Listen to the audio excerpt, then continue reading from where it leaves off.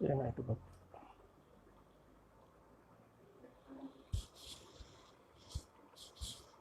आप सब लोगों को और एक बार बसोदय का शरण शरणार्थ। लिंगायत सेवा संघ महाराष्ट्र आयोजित ऑनलाइन बसव जयंती अभियान यशस्वी 1 महीने के ऊपर से चल रहा है। इस अभियान में बहुत बड़े बड़े विद्वांस और पंडित लोग भाग लिए और शरण साहित्य और लिंगायत धर्म के ऊपर उनके उपन्यास पेश किए। मुझे भी 15 दिन पहले एक मौका मिला था। इस अभियान के भाग में मैं भी एक बार बात कर चुका हूँ। दरअसल आज का जो उपन्यास था, ये उपन्यास लोकप्रिय लेखक सरजू काटकर साहब ने संबोधित करने वाले थे, मगर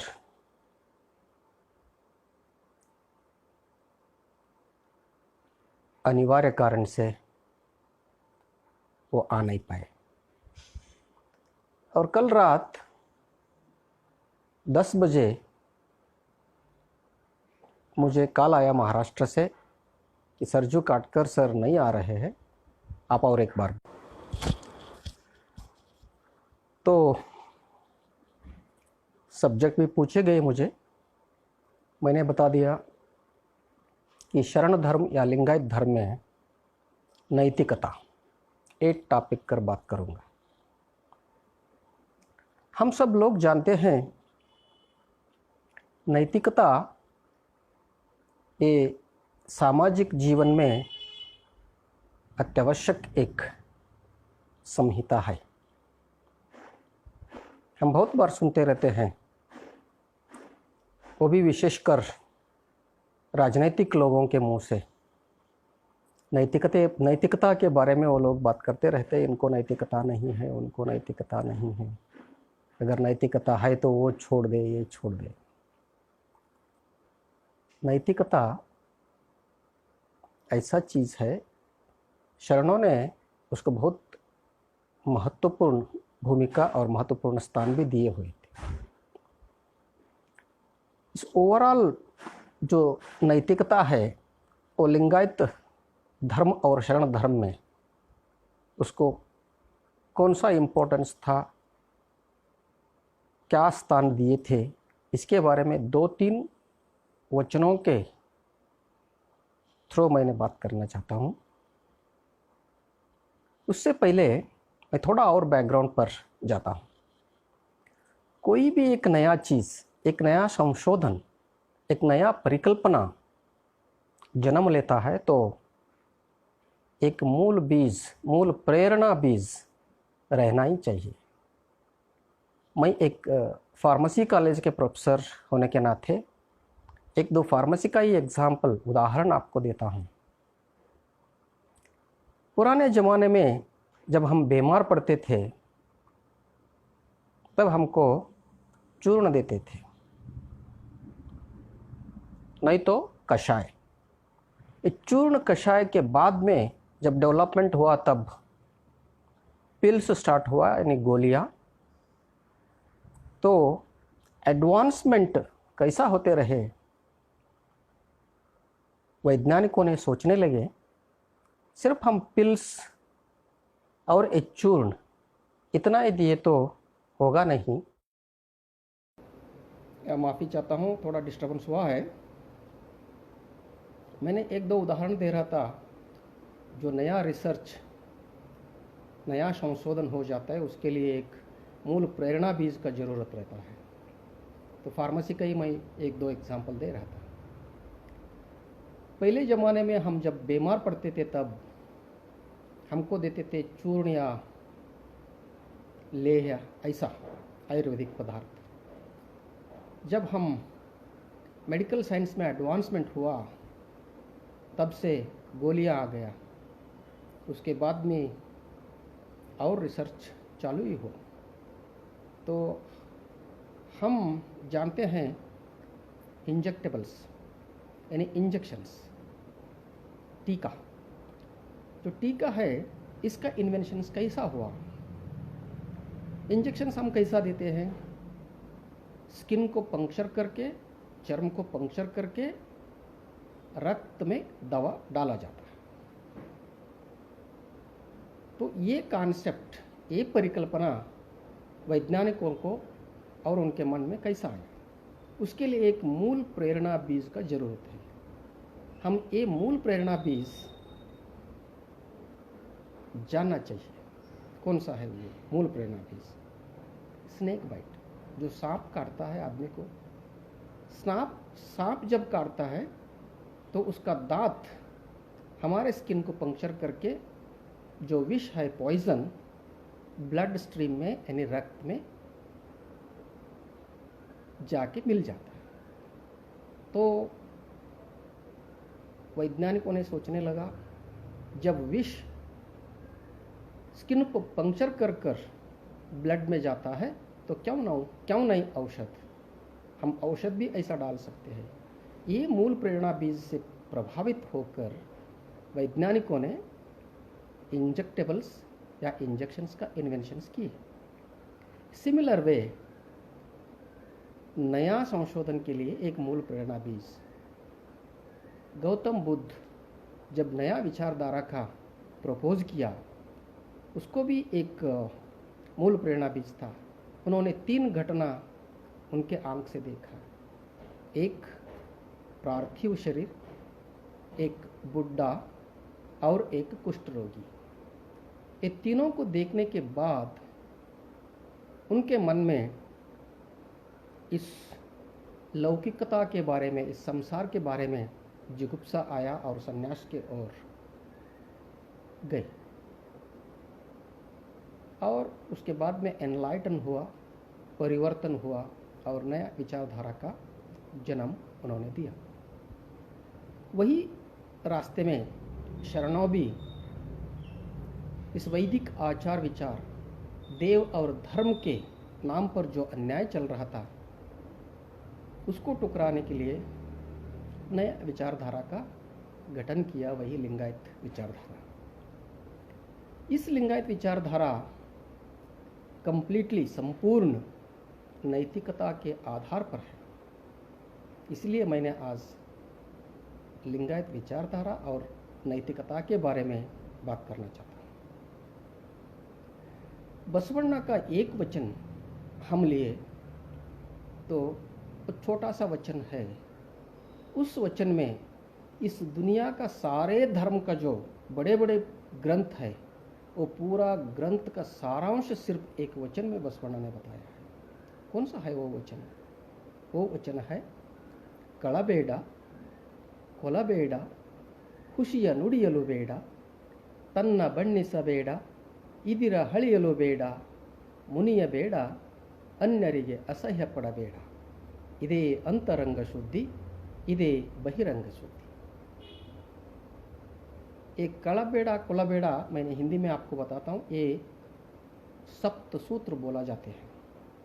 कळಬೇಡ, चोरी मत करो। चोरी मत करो इसका मतलब यह है सिर्फ किसी और का घर को जाके डकैती डालना, लूटना ही नहीं है, भ्रष्टाचार भी चोरी में आ जाता है। कळಬೇಡ, चोरी मत करो। ಕೊಲಬೇಡ, हत्या मत करो। ಖುಷಿಯ ನುಡಿಯಲು ಬೇಡ, झूठ मत बोलो। तन्न बण्ಣಿಸಬೇಡ, आत्म प्रशंसा, स्वयं प्रशंसा मत करो। इदिर हಳಿಯಲು ಬೇಡ, बुजुर्गों को उल्टा सीधा बात मत करो। मुनियಬೇಡ, मुनियಬೇಡ मतलब गुस्सा मत करो। अन्यರಿಗೆ असह्य पड़ेगा, दूसरों को घृणा मत करो, यानी दूसरों को देखकर मजाक मत उड़ाओ। ये जो 7 सूत्र है, ये 7 सूत्र हम अपनाएं, यही नैतिकता है। ये नैतिकता बसवಣ್णा ने आगे बढ़कर बोलेंगे कि यही अंतरंग शुद्धि है, यही बहिरंग शुद्धि है। उससे पहले अंतरंग शुद्धि बहिरंग शुद्धि ये दोनों के बीच में बहुत फर्क है।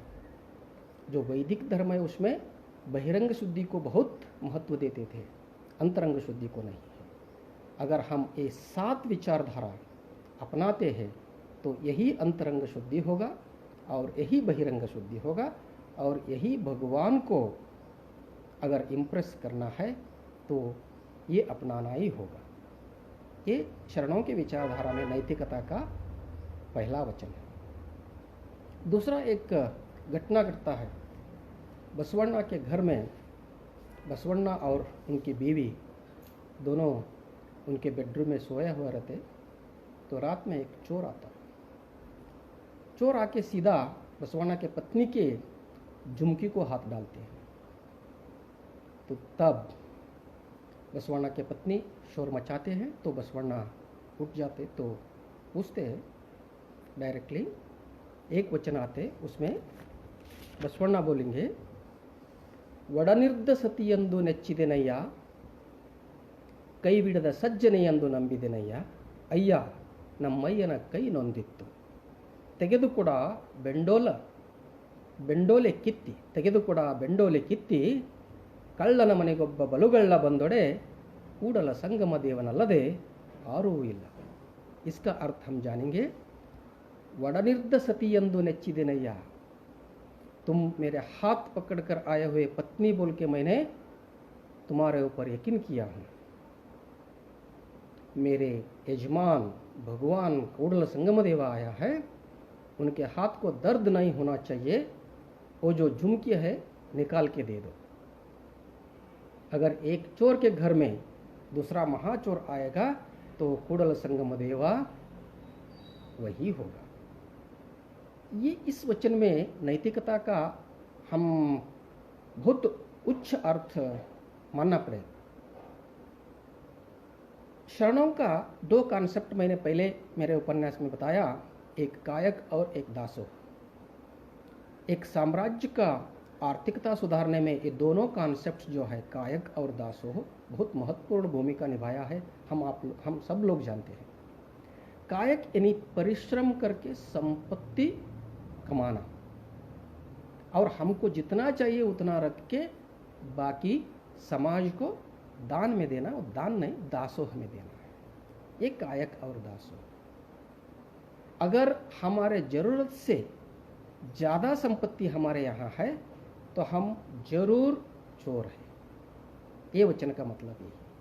ಕಳ್ಳನ ಮನೆಗೊಬ್ಬ ಬಲುಗಳ್ಳ ಬಂದನೆಂದರೆ ಕೂಡಲ ಸಂಗಮ ದೇವನಲ್ಲದೆ ಬೇರಾರೂ ಅಲ್ಲ. अगर मेरे पास संपत्ति जो है वो ज़रूरत से ज़्यादा है, इसीलिए भगवान ने उस चोर को भेजा. वो चोर नहीं है, वो खुद भगवान है. ये नैतिकता का दूसरा वचन है. ऐसा 22,000 वचनों में शरणों का विचारधारा नैतिकता के विषय पर बहुत सारे विमर्श किया है. दूसरा और एक वचन मैंने आपको बोलना चाहता हूँ, वो है नुलिय चंदया. वो एक शरण, नुलिय चंदया बीजापुर जिला का एक शरण कल्याण में थे. उनका वृत्ति यानी कायक था. रस्सी बनाना, जो हमारे खेती के काम के लिए रस्सी ज़रूरत रहते हैं, वो रस्सी बनाना और उसको बेचना. उसमें से जो पैसा आते वो पैसे थोड़ा उनको रखे, बाकी का दासोह में समाज को विनियोग करें.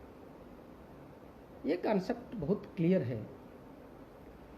2 हम चीज़ इससे पहले जानना होगा, एक आत्मोन्नति, एक समाजोन्नति. ये आत्मोन्नति क्या होते हैं? हम जानते हैं महाराष्ट्र में भक्ति पंथ एक बहुत बड़ा मूवमेंट था. आत्मोन्नति या भक्ति पंथ व्यक्तिगत आदमी मोक्ष के लिए साधना करना. अगर व्यक्तिगत साधना मोक्ष और व्यक्ति को ले जाता है तो उसको समाज को कुछ मिलने वाला नहीं है. शरणों का कॉन्सेप्ट और शरणों का परिकल्पना और शरणों का विचारधारा ये था व्यक्तिगत मोक्ष या व्यक्तिगत साधना है वो आत्मोन्नति। व्यक्ति पहला शुद्ध होना चाहिए और जो शुद्ध व्यक्ति हो जाता है उससे समाज को शुद्धिकरण का काम में वो इन्वॉल्व होना चाहिए। अगर व्यक्ति शुद्ध होके समाज के प्रक्रिया में भाग नहीं लेंगे उसका कोई फायदा नहीं होता है। इसलिए आत्मोन्नति और समाजोन्नति ये दोनों मद्देनजर रखते हुए शरणों ने काम किया है। और ये जो शरण नुलिय चंदैया उनका एक वचन मैंने आपको बोलना चाहता हूँ। इष्टलिंग गुरुविन हंगु चित्त कामन हंगु पूजे पुण्य महादेवन हंगु यन्न दासोह आरहंगु ಇಲ್ಲ। ಚನ್ನಬಸವಣ್ಣ ಪ್ರಿಯ ಚಂದೇಶ್ವರ ಲಿಂಗವೇ ಕಣ್ಣಿಯ ಮಾಡಬಲ್ಲಡೆ ಬಾಯನ್ನ ತಂದೆ। इसका मतलब हिंदी में इष्टलिंग गुरुविन हंग। जो शरणों ने बसवण्णा ने इष्टलिंग दिया, ये इष्टलिंग परिकल्पना हमको एक गुरु मुखेन एक गुरु के थ्रू हमको लेना होगा। यानी इष्टलिंग जब तक गुरु नहीं देंगे तक हम नहीं ले सकते हैं। इष्टलिंग गुरुविन हंग चित्त कामन हंग पूजे पुण्य महादेवन हंग। हम जो पूजा करते हैं उसके बारे में अगर पुण्य मिलता है तो वो भगवान सेटिस्फाई होने के बाद ही मिलेगा। वो भी दूसरों के कंट्रोल में है। इष्टलिंग गुरु के कंट्रोल में है। पुण्य और पूजा, उसका पूजा का पुण्य जो मिलता है वो भगवान के कंट्रोल में है। मगर मैं जो दासोह कर रहा हूँ वो दासोह किसी के हंग में या किसी के कंट्रोल में नहीं है। मैं ये करने ही वाला हूँ। और भगवान को ही बोलते चंदेश्वर लिंगवे कण्णीय माडबल्लड़े बा एन्न तंदे। मैं जो अभी रस्सी का जो काम कर रहा हूँ अगर आप भी करते हैं तो आओ, नहीं तो उसमें डिस्टर्ब मत करो। ये शरणों का निष्ठुरता था, नैतिकता था और एक विनूतन प्रायोगिक अभियान भी था। और इस समय और एक बार मुझे मौका देके इस मौके पर बात करने के लिए अवसर दिया है और मैं और एक बार सब लोगों को शरण शरणार्थी